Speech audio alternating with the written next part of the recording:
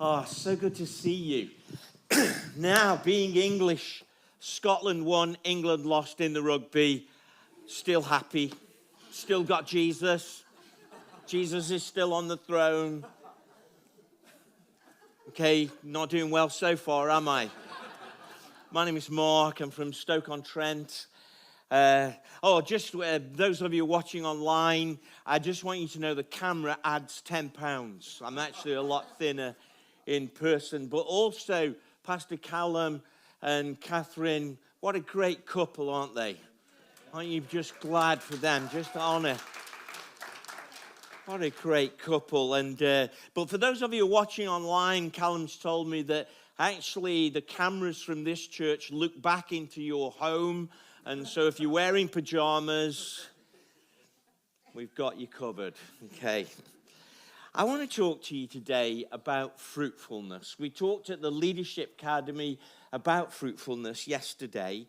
And yesterday was about us being fruitful, but today can we talk about you as a person, you as an individual?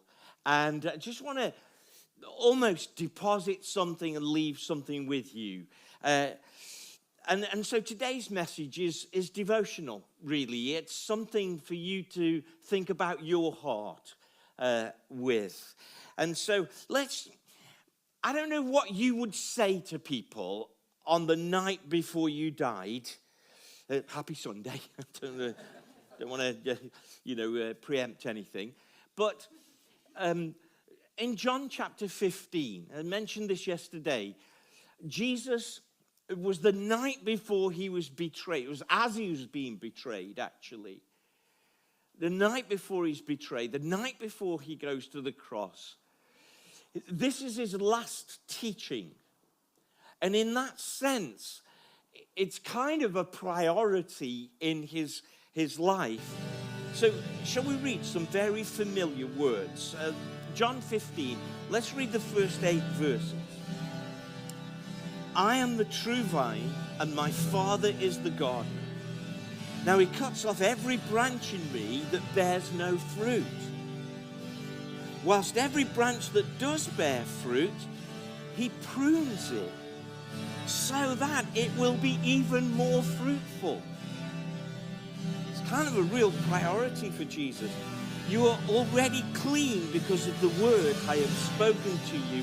Remain in me, and I also remain in you. No branch can bear fruit by itself. It must remain in the vine. There's got to be a closeness there. Neither can you bear fruit unless you remain in me. I am the vine, and you are the branches. If you remain in me, and I in you, you will bear much fruit. Apart from me, you can do nothing. If you do not remain in me, you are like a branch that is thrown away and withers. Such branches are picked up and thrown into the fire and burned. If you remain in me, and my words remain in you, ask whatever you wish, and it will be done for you. This is to my Father's glory, that you bear much fruit, showing yourself to be disciples. I grew up in Stoke-on-Trent, which is in the North Midlands in England. I grew up in a quite an industrial place in a town. My father died when I was 8 years old, and so I was raised by a single parent. I kind of felt like life was just hard, and then Jesus found me, and everything changed. It was so wonderful. And I've got a lovely wife called Kathy, who's been so faithful in the ministry with me. I've got 2 daughters, and I've got 2 sons-in-law who I've eventually grown to love. And I've got 5 grandchildren, just so that you know a little bit about me. But I was of that generation where we wanted to revolutionize the church. We were the generation where we accepted lots and lots of change. When I see TV programs now, like, has anybody watched Call the Midwife? There's a cutting-edge program for you. Anybody watch that? Anybody at all? Thank you for being honest and admit it. I've asked congregations before, and I've preached this before much, and nobody's willing to admit it. I love Call the Midwife. Don't you? It's like a social history of when I grew up. And when I look back at it, I think, oh, that looks old. And then I think, oh, that was when I grew up, you know. So we're getting into series 15 now, where it's really my childhood. I hope they go on to series 25 or something and come right up to date. That would be interesting, wouldn't it? But it really looks really old. But I remember these things when... Do you remember the floppy? Some of you will not know this at all. In fact, to look at some of your faces, what on earth's that? A floppy disk, which wasn't floppy actually. It was like, you know, anyway. And then there's a cassette recorder. Does anybody remember those? You had to put a pencil in to untangle all of that. And do you remember the Commodore 64, the BBC computer? Some of you are going, what is that? See, this is your history. And that was a picture. That's my iPhone. That's iPhone 3 I had. An iPhone 3. I mean, I'm on iPhone 16 now. I've moved with the times. I looked at Hexter's phone yesterday, and I thought, that was a bit old. But anyway, and then there's a CD player. There's a thing called a CD. It's a round disc, and you placed it in your car. Does anybody remember those? See, I have to say this because there are some young people in the place today, and they are going, wow, we've never done that. They download everything. And do you remember videos? You remember it? But my daughter bought me a video rack for a Christmas present once. It was amazing. And that's a VCR, video recorder player. Who's with me? Do you remember all of that? And then, well, what about the church? Well, do you remember that we had hymn books? Do you remember that? Anybody remember hymn books and chorus books? Wave your hand if you had a hymn book. Does anybody know what a hymn book is? Yeah, there you say. And see, this is like sheep and goats, you know. Because there's like the hymn book people over here. People over here went, I don't know what I saw. And then, do you remember that we went from hymn books and we moved to an overhead projector? Has anybody seen any of those before? You know, is anybody feeling nostalgic? You feel like, oh, that was how church used to be. And then we went to a projector, didn't we? And then, you know, we'll go to the LED screen and then it'll be a hologram. No, it'll be, you know, but when I talk about, you know, we were in that previous generation and we embraced lots of change. And it was exciting. And some of the people above us, some of our parents, they were a little bit worried. And there's a part of us now that thinks, I wonder if we've let a genie out of a bottle, of kind of embracing change. And we're not sure. We're all a bit worried at the moment about where social media is going, where AI is going. But today, when I introduce my topic of fruitfulness, I don't want you to get tempted and think that I'm talking about progress. I'm not. I'm not talking about progression. That's a different thing. You know, that can lead to pressure, can't it? Oh, we must grow, we must grow. In a sense, I'm talking about the requirement that Jesus had for spiritual productivity, which is different than progress. I'm not, in a sense, talking to you about working harder, but can I say, be closer? And in a sense, that's really my message today, that perhaps at the end of the service, we're going to have a time where we just want to get closer to Jesus, where he can speak to us and we can speak to him. And today, we want to celebrate your faithfulness. We want to celebrate everything that you've done and encourage you in that. But if you look at this picture in John chapter 15, importantly, that this picture in the context of the lives of the disciples, it was about, I'm the vine, you're the branches, stay close. Be with me. And whatever comes, be with me. Be close. And so, although our faithfulness has been really important, he also wants to produce fruitfulness. So there's a difference between just faithfully showing up and producing fruit over and over. There's no question from this passage that God wants us to be fruitful and productive.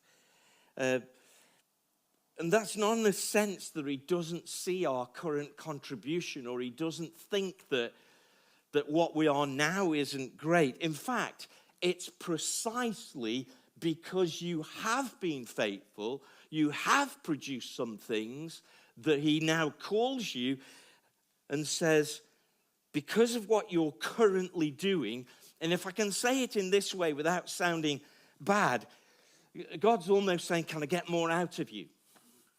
How many of you want God to get more out of you? You know, to receive more, to produce more. And in a sense, John 15 is very, not unforgiving is the wrong term, but it's very clear that the success that you have as a Christian is going to be modified so that you can do even more. There'll be some things that will be trimmed out of your life, and our question will be, are you willing to be adjusted again or lose some things so that you can move to even greater fruitfulness and go up, as we say, up another level? The word for pruning in the original language is a word called kathareo, which means to cleanse. We tend to see it as something that's sharp, but actually it's like washing something away. It's not because you're bad that God ever prunes things or takes things away. It's actually because you're clean. And he uses a word where Catherine gets her first name from, katharos, which means to be clean. And it's from that foundation of your cleansing in God and the way that you've been living that God establishes you. But then he says, okay, to this level you've been living, now I'm going to get rid of some hindrances so you can move to the next stage of where I'm calling you. Are you up for that, church? Because some things, we hold on to them, don't we? And there have been good things that get us to a stage, but then God says, can you let that go so I can take you further? And so today, I want to be a friend to you where I say, can we all go further? And that's what this message is about. It's really a message about saying, let's go a little bit. Let's do what we can to push on in Jesus. And so today, if you can accept, I can produce fruit. Can I hear an amen? That you can say, yeah, I can produce fruit. Who's with me? Yeah, I don't know whether that was an amen or a mumble.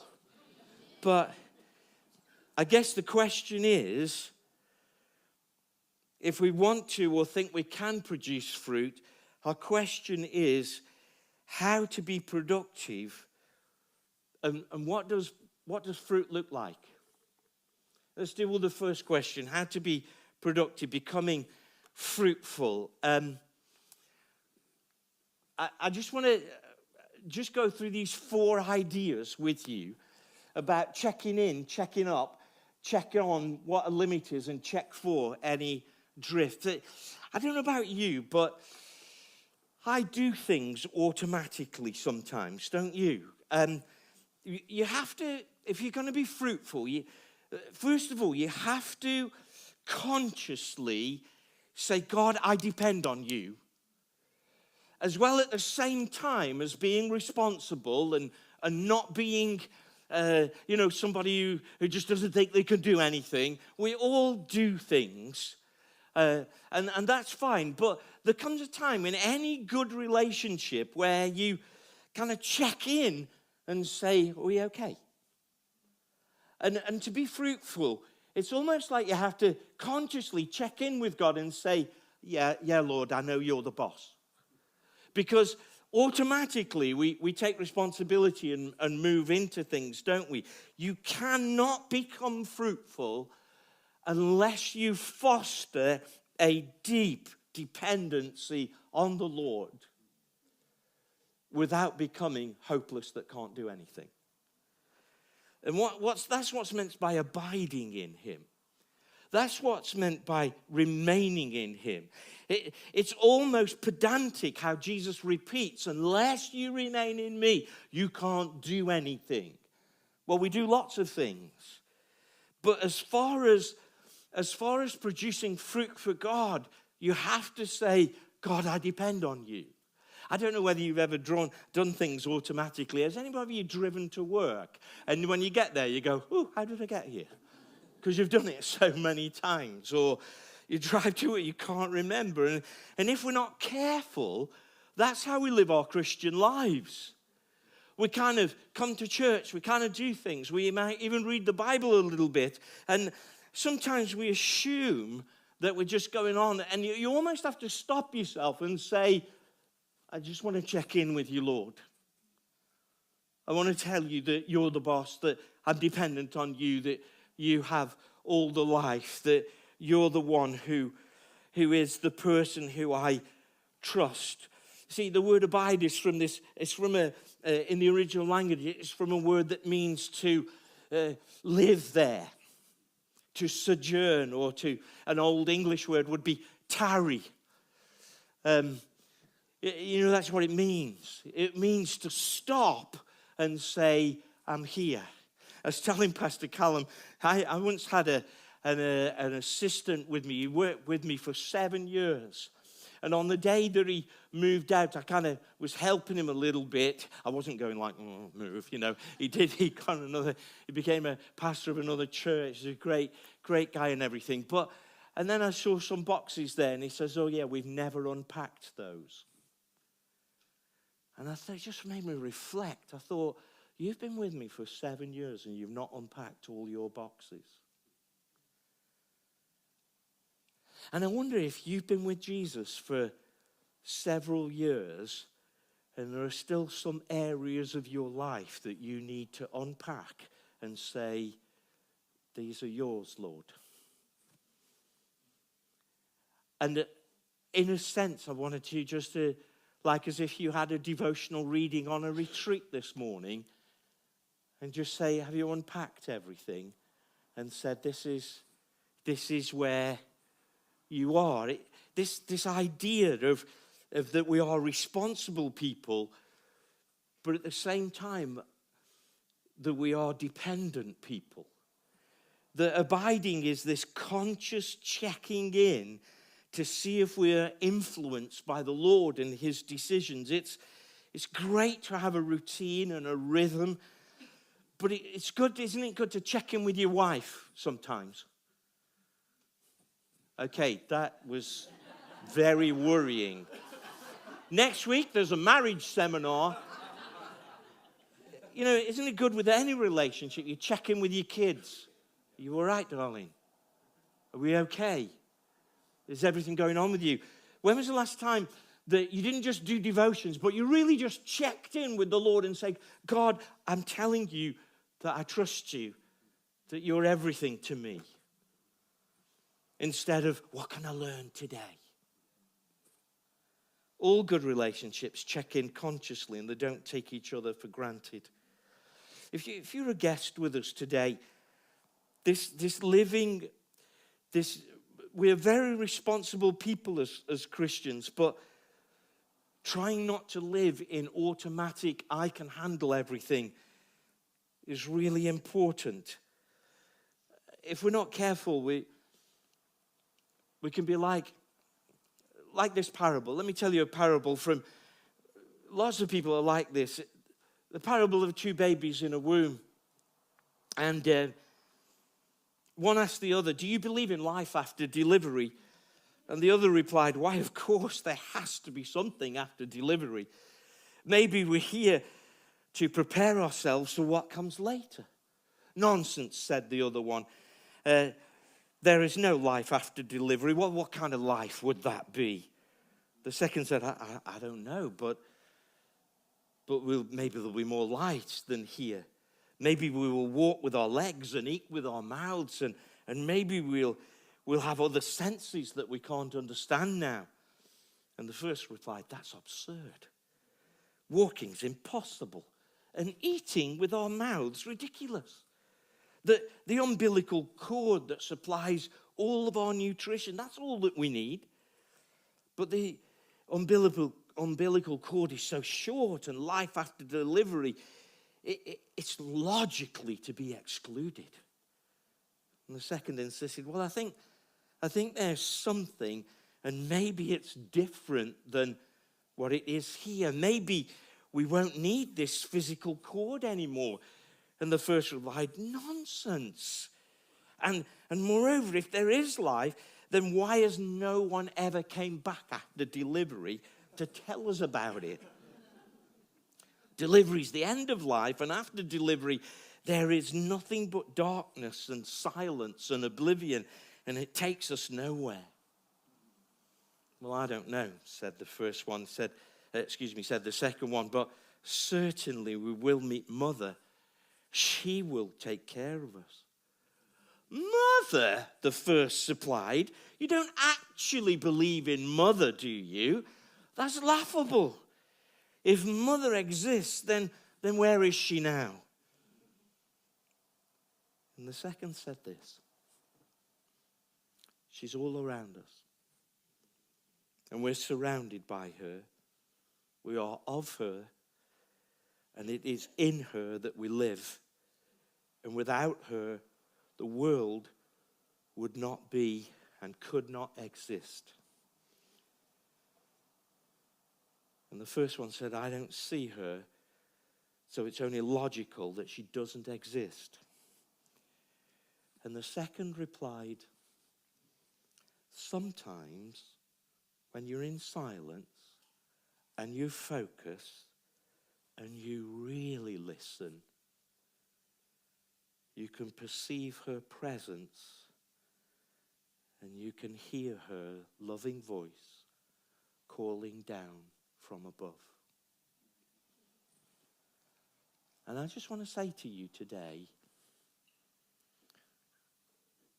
check in with Father.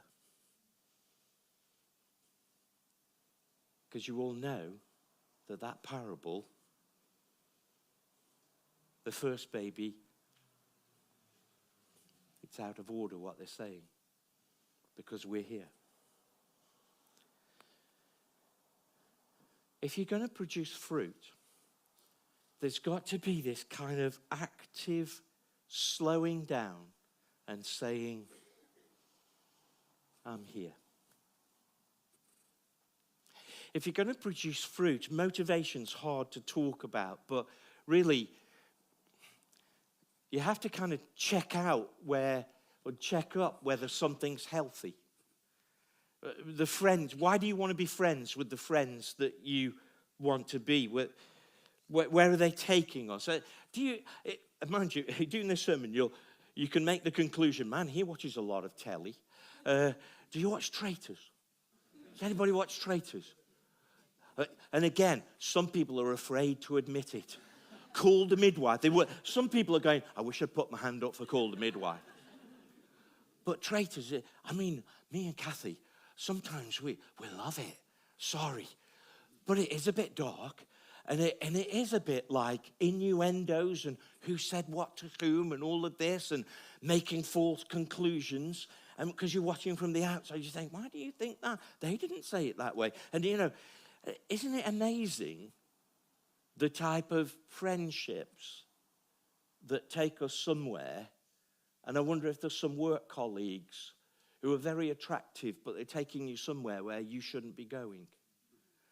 You see, our motivations can be exposed by our friendships. Our motivations can be exposed by our habits. If you imagine that you're walking through, you need to get to another place and there's a long grass field and you can't quite see where you would get to if you go through that field and then you go, oh yeah, I've got there. And it might have been the long way round. If the next day that you wanted to get to the same place, because you've left a trail of how you got there, you'd probably follow the same trail, even though it's probably the long way round. And on the third day, you'd follow the same trail until that route becomes a habit, and it might not be the best way to go.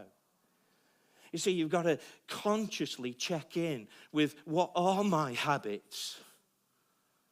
And that's going to become even more important as we go into technology in the future, that what we feed ourselves off, what's shaping us, what direction are we going? It's really important that we keep checking on where our motivations are taking us, because from the very center of us is where we produce fruit. So as consciously checking in with God, it's really important that we check up that some of the things we're doing, is this healthy? Is this whole? It's just a devotional message today. I came by as a friend to kind of just put my arm around you and chat alongside as we walk along the way. Is that okay today? You see, if you're going to understand to produce fruit, did you notice that Jesus said, I'm the vine, you're the branches, and that there's an implication of closeness there? That actually there's a boundary to your life.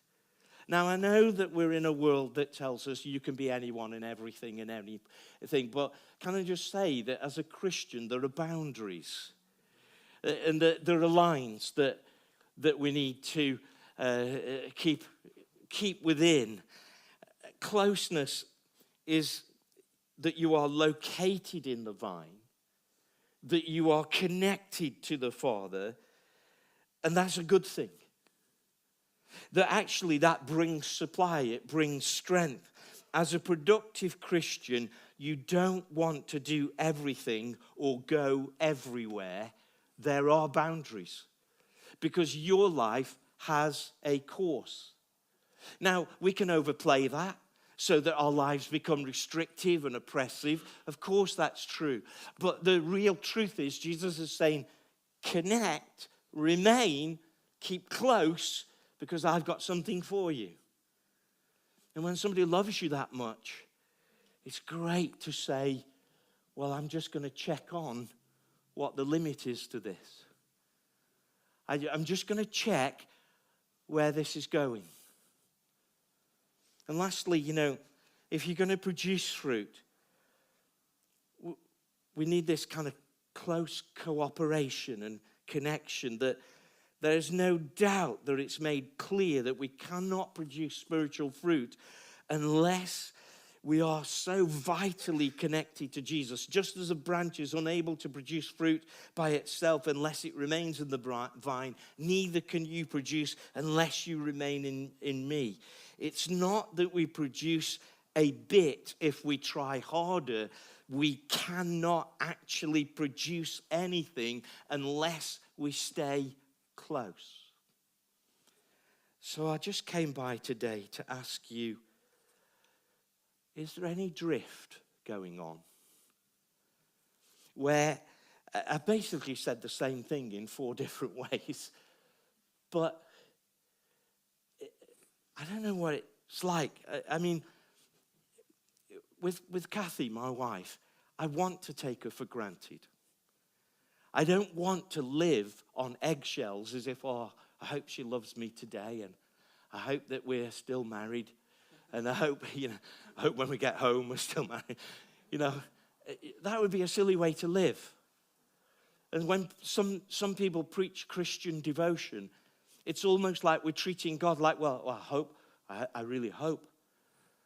But there is a sense in which you want to take God for granted, but then there are moments where you say, I know that you love me, I know that you care about me, but I'm just checking that I'm staying close enough to you.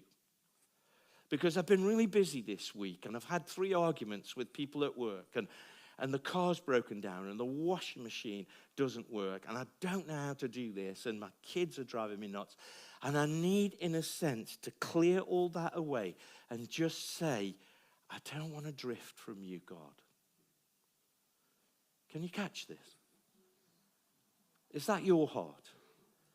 Come on, speak to me a bit. Is that where you're at? That you're just saying, I'm not worried, Lord. I'm not insecure about my relationship with you.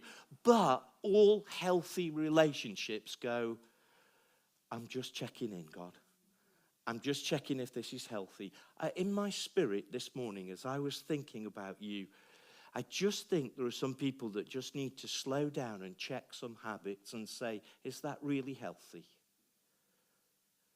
And I'm not your pastor, but this is pastoral. And I think there are some people that just need to check up and go, is this good? And I wonder today if you're here and you might have been, I hate that metaphor that people are on fire and then after 5 years they settle down. Whereas I want to be close to Jesus. I don't want to get older. I just want to get closer. Don't you? And I can tell that I'm speaking to your good heart. And so today,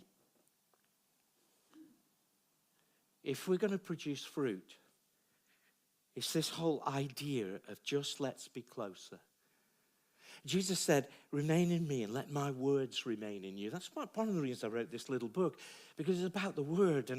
And if you baptize yourself in the word, you can ask him anything because you won't ask him the wrong things. So this week, let's check in with God. Let's check up our hearts. Let's check on if we're crossing a line. And let's check out if we're drifting. And I want to speak to some of your older people. Are you in automatic mode? You know what to do. You've been in church so long that it's kind of, okay, that it's kind of what we do. I want to say to you, don't be like Doris Day. Now, again, let me explain. For some of you a certain age, Doris Day was a gorgeous blonde-haired singer who I was too young to fall in love with. Just wanted to say that. But in 1956, she sang a song, Que sera, sera, whatever will be, will be. Whatever will be, the future is not in ours to see. What a load of rubbish. That's not true. You've all sang it at football grounds, For those of you who go, Que sera, sera, whatever will be, will be. That's not true. So don't be like Doris Day. You can get a hold of your Christian life and you can say, I'm not drifting, God. So how are we doing on time? Let's wrap up today by just understanding that our fruit is the ministries that we have. Our fruit is the freedom that we walk in. Our fruit is the gifts that we discover. Our fruit is our influence in the kingdom. Our fruit is people that we lead to the Lord. It's all of those things. And, we could talk about Galatians 5 and the fruit of the Spirit, about our character. We could talk about the fruit of sharing the gospel with people. We could talk about all the gifts. We could do that. But this week, so let's think of, and this is the kind of challenge. Let's think of the character thing that you say, I'm going to give you that, Lord. Even now. Maybe you should play for us a little bit. But, maybe you could think of that one person. I witnessed to my mother and my brothers because I just thought, I can't go to heaven without my family knowing that I've at least shared the gospel. It was the most wooden presentation of the gospel. It was terrible. I bought them all a Christian book, but at least I've done it. I wonder if there's a person who you just think, I'm just going to share. I'm just going to do it because fruit is people. Well, I wonder if there's just like a ministry team. We talked about the ministry training earlier. If you're not on a team, jump on a team. There'll be a process to it, or just sneak in the back and just volunteer. And, because being fruitful is about ministry. But I guess what I've been saying today, and I'm saying the same thing over and over again. How close can you get to Jesus this month? Like in March, you say, March, it's going to be close month. Jesus, I'm going to check in with you every day. It's not from an insecurity or a fear, but a love. Lord, I want you to speak to me. How much are you going to allow that continual influence? Well, seeing as we're going back into nostalgia, do you remember the WWJD bands? Now again, young people, you've missed out on this, but I want to bring them back.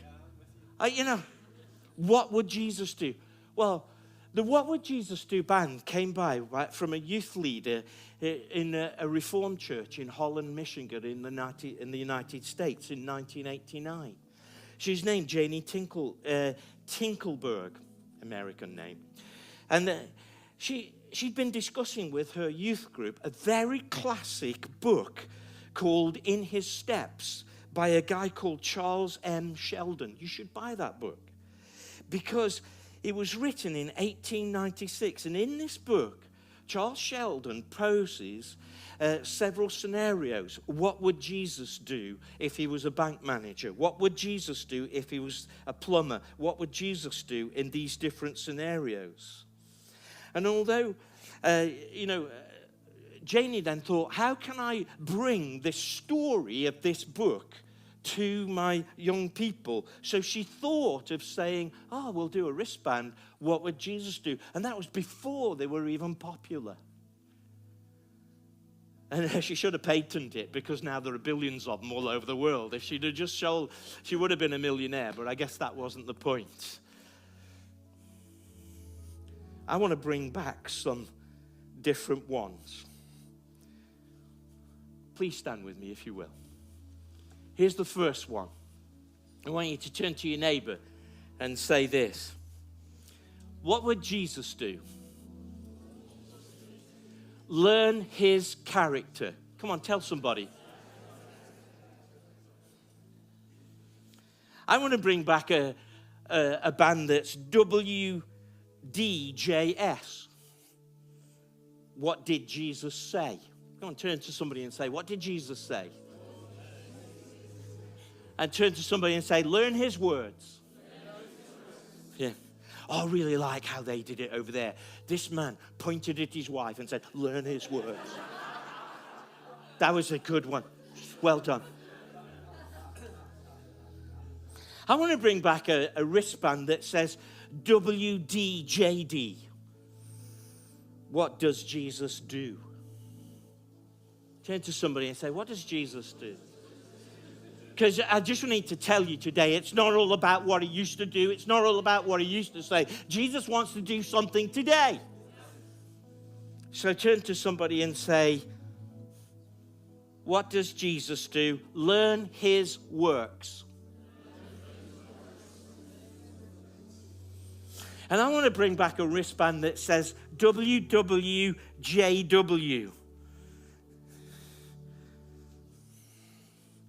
What were Jesus' ways?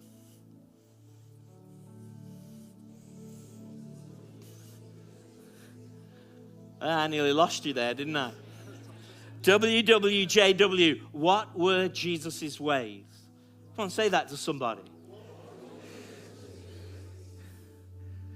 And then turn to them and say, learn his ways and how he responds.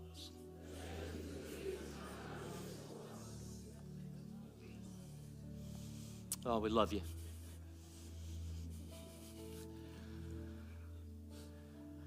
I wonder if there's anybody here today, and that parable of when I talked about the two babies, that actually that's your thinking, you're not sure about God, and we want to invite you to understand that he's here now.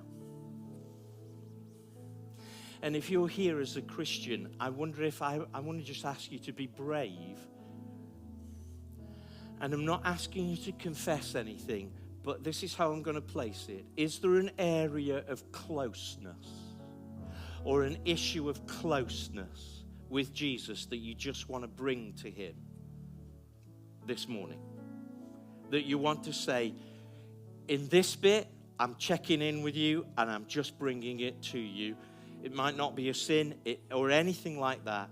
It just might be, I just want to be careful to bring this to you. Is there anybody that you would just raise your hand and say, I just want to check in? Anybody at all? Now, I didn't want to trick you, but if it's appropriate for you, would you leave the seat where you're standing and just say, yeah, I'm bringing it? If that's appropriate for you. Raising your hand might have been enough, but we can just do it straight away because we haven't got loads and loads of time. If you'd just like to check in and say, I just want to say, yeah, I'm coming closer. I'm coming closer. Raising your hand might have been enough. That's fine. But I don't want to give you an out. Maybe it's a good thing that you just take a moment and just step forward. Just come forward, guys. I just want the worship team to come back, if that's okay.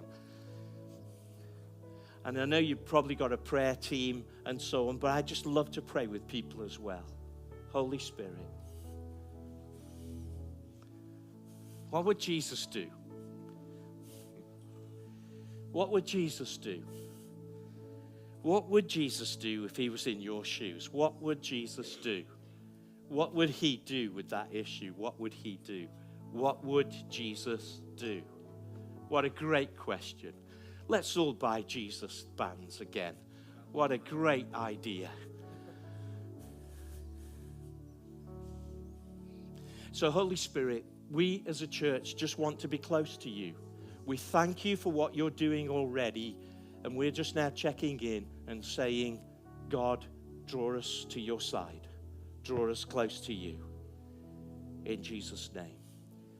If it's okay with you, I'm just going to let the worship team just worship, lead us in worship. But if it's okay with a pastor, if you've got some prayer team pastor as well, I'm just going to come and pray with a few folks as well. Is that all right? God bless you. It's such a privilege to be with you today.